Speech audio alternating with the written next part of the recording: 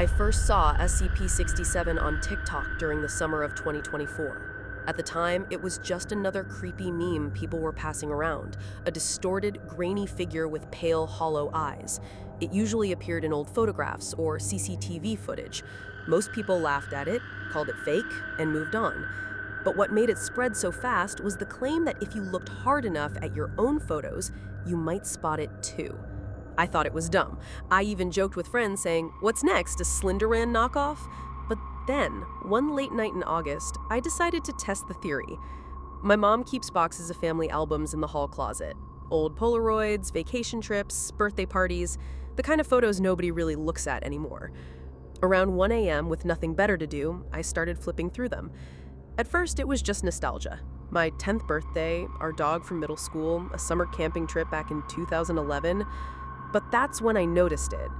In one of the camping photos, taken by the lake, there was a tall, grayish shape between the trees. I leaned closer. It wasn't just a blur. It looked like a person.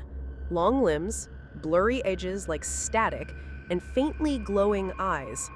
I froze. It was exactly like the meme. I told myself it was just a trick of the light, maybe double exposure, maybe my brain was looking for patterns because I'd been scrolling TikTok too much. Still, it unsettled me enough that I shoved the album back in the box and tried to forget about it. But the next night, my phone buzzed with a notification for my security camera app. Motion detected in backyard.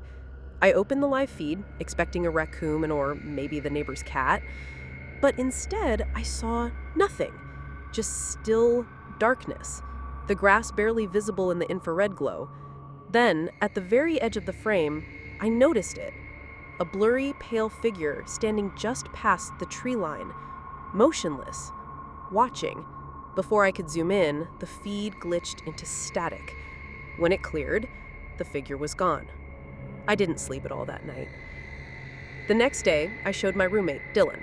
He laughed at first, said it was probably a bug on the lens.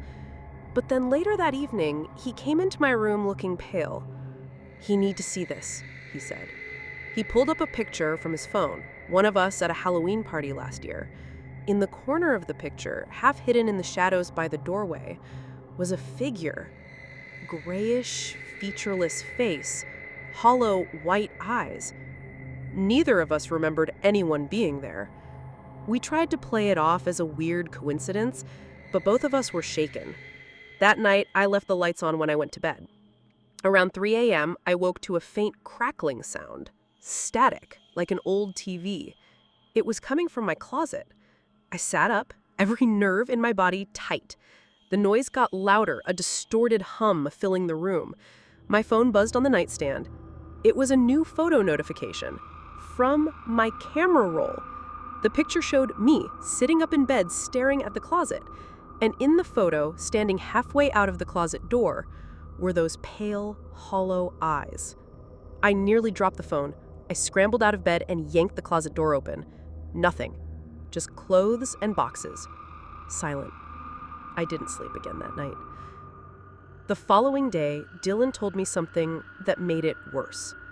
He'd started hearing whispers from his phone speaker late at night, faint voices saying his name. And when he checked his photos, he found new images he hadn't taken, photos of him asleep in his bed. We decided to uninstall TikTok, thinking maybe this was all some elaborate ARG that had wormed its way into our heads. But the problems didn't stop. The next week, we had friends over for dinner. In the middle of the meal, Dylan's TV flickered on by itself, static. Then, for a split second, an image. Our dinner table, from above, like a camera view. And in the corner of the frame was the figure, watching us. Everyone saw it. Nobody said a word. That night, the apartment felt suffocating. Every shadow stretched too long. Every creak in the floor made me jump. Around midnight, Dylan knocked on my door, his face pale as death.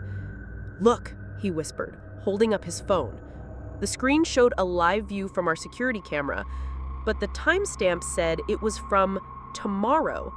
And in the footage, the figure was standing in our living room, staring straight at the camera. We packed our bags that night and left. Dylan stayed with his girlfriend, and I drove 3 hours to crash at my brother's place. I thought I was safe, Until the second night there, when my phone buzzed again. It was a picture.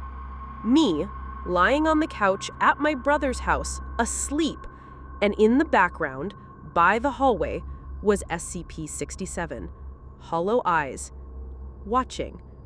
I deleted the picture immediately, but I can't delete the fact that it happened. I don't know what SCP-67 is. I don't know if it's a meme, a curse, some kind of digital infection. But I do know this. It's not just online. It's real. And once you've seen it, it doesn't go away.